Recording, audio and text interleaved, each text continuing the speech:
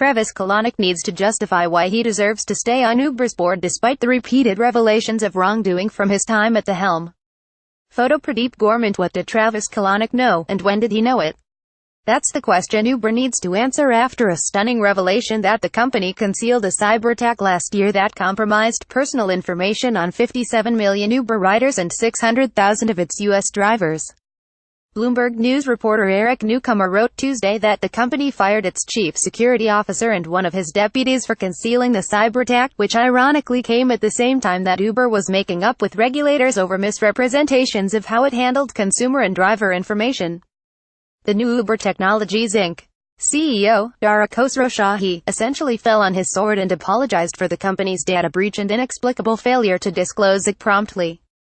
What he left unsaid was the role of Kalanick, the CEO at the time of the cyberattack and still an active participant in the company's strategy and board of directors. The Bloomberg News article said Kalanick learned about in November 2016, a month after it happened. If Kalanick knew both about the cyberattack and the failure to disclose it to those affected and to regulators, he needs to account for why he let that happen. And if Kalanick didn't tell his fellow Uber board members what happened, that is an equal stunner and deserves further explanation.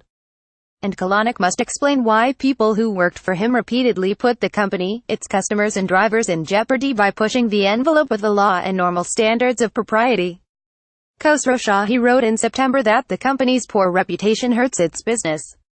The truth is that there is a high cost to a bad reputation, he told employees.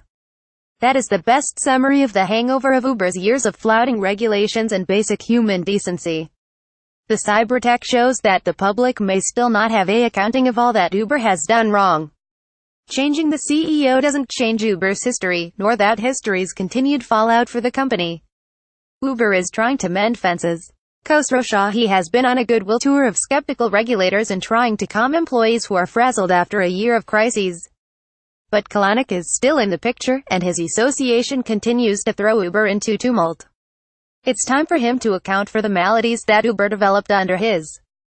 And Kalanick needs to justify why he deserves to stay on Uber's board despite the repeated revelations of wrongdoing from his time at the helm. Bloomberg Gadfly.